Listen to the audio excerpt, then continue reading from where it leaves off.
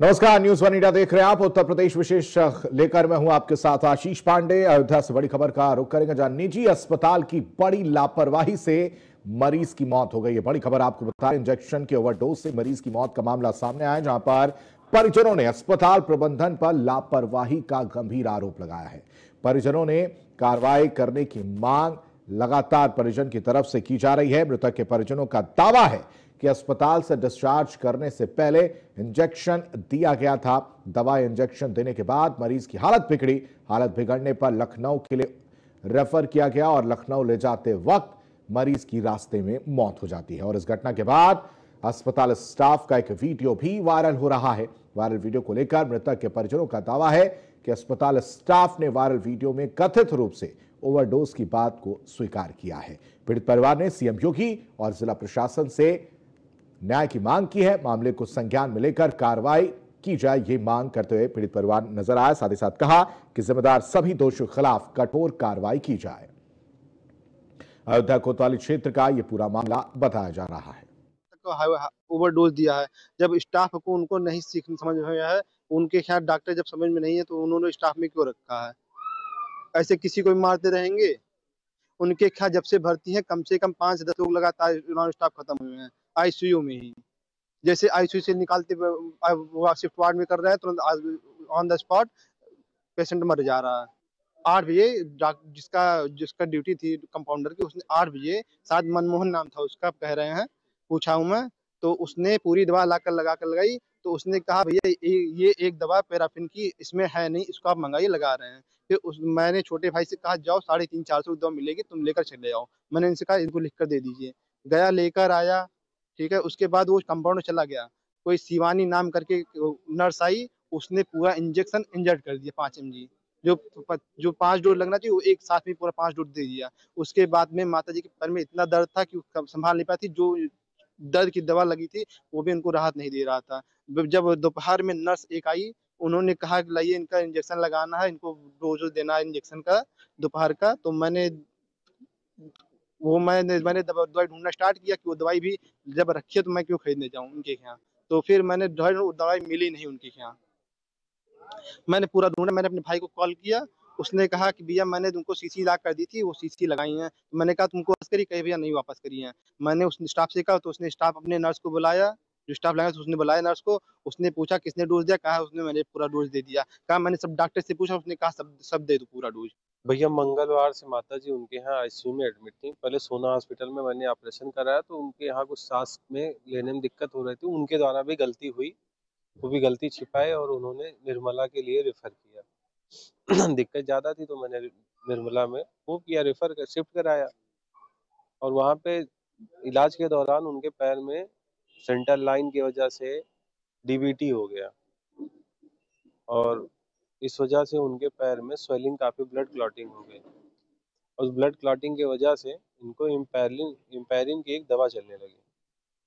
उस दवा से इनको 1 ग्राम एक टाइम में, जो 1 सीसी 5 टाइम चलती थी, वो सोमवार को सुबह लगभग 8 या 9 बजे इनका स्टाफ 5 टाइम की दवा, 5 डोज की दवा एक साथ ही दे दी, जिससे हालत बिगड़ गई और इन्होंने लखनऊ रेफर किया।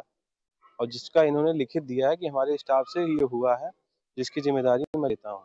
उसमें जिसकी मौत हुई है उसकी सर्जरी किसी अन्य अस्पताल में हुई थी, जिसका नाम अभी तक उजागर नहीं हुआ है।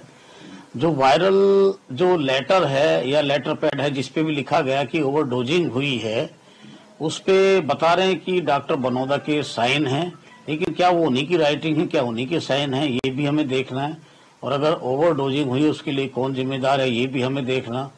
इसके अतिरिक्त अगर बात करें तो वहां से रेफर पहले हॉस्पिटल सर्जरी के बाद रेफर हुआ, यहाँ से जब उसकी तबीयत ज्यादा खराब हो गई तो यहाँ से भी रेफर हुआ, और तीसरे अस्पताल में उसने दम तोड़ा। तो पैरासीटामोल गोली अगर हम बात करें पूरे एक व्यक्ति को 24 घंटे में कितनी लेनी चाहिए, तो मैक्सिमम जो है उसकी डोज फिक्स होती है कि हम इतनी ले सकते हैं। बहुत सारे जांच के दायरे में लोग आ रहे हैं, हॉस्पिटल तो आ ही रहा है, तो जांच के उपरांत ही जो है कोडीन को लेकर जहां एक तरफ उत्तर प्रदेश सरकार स्वास्थ्य विभाग को लेकर अलर्ट मोड पर रखी है, लगातार ताबड़तोड़ छापेमारी और तमाम सारी एफआईआर दर्ज हो रही है, वहीं अयोध्या का स्वास्थ्य महकमा बेहद ही संवेदनहीन मिल रहा है।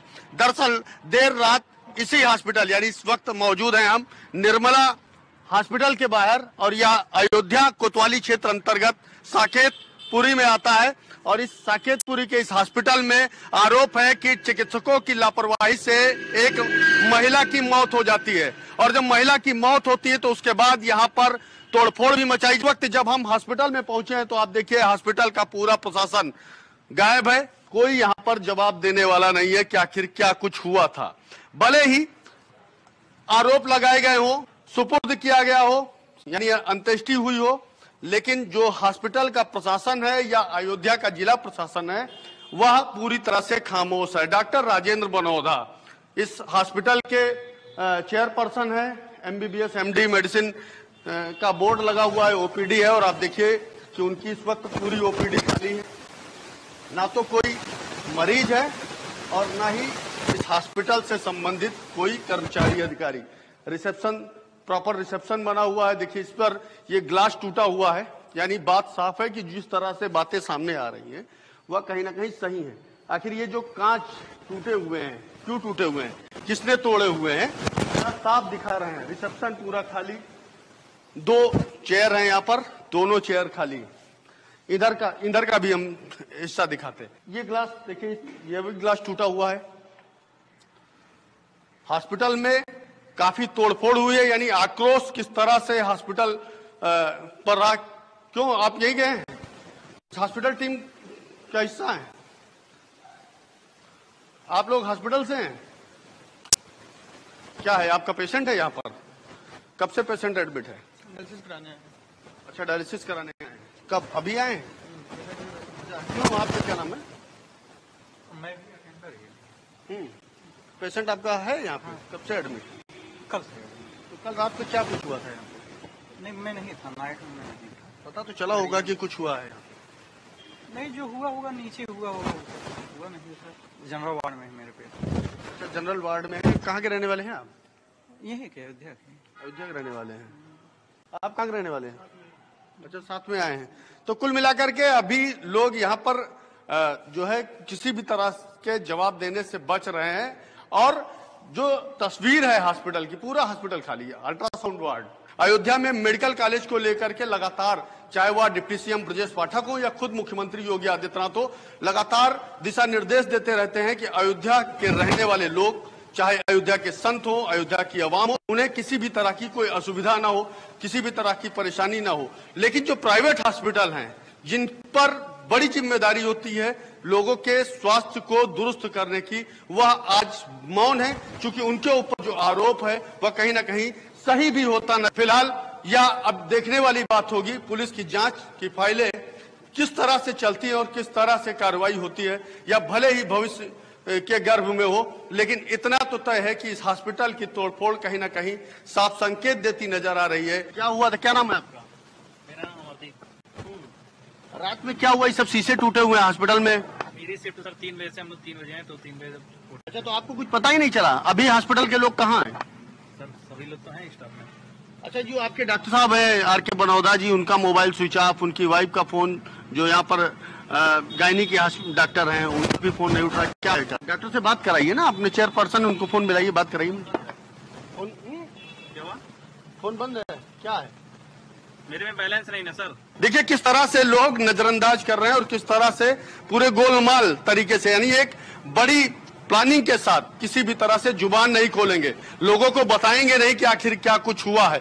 और यही सारी जो खामोशी है या इनके आरोपों को कहीं ना कहीं सिद्ध नजर करती आ रही है, सिद्ध होती आ रही है बातें कि अगर इनकी जुबान से कहीं एक शब्द बाहर निकलता तो निश्चित यह तय हो जाता कि शायद यह बेगुनाह हो। लेकिन जब कोई भी व्यक्ति गुनहगार होता है तो उसकी आवाज अपने आप बंद हो जाती है, खामोश हो जाती है। और आज आर.के. बनोधा की जो पूरी टीम है वह बेहद ही खामोश है।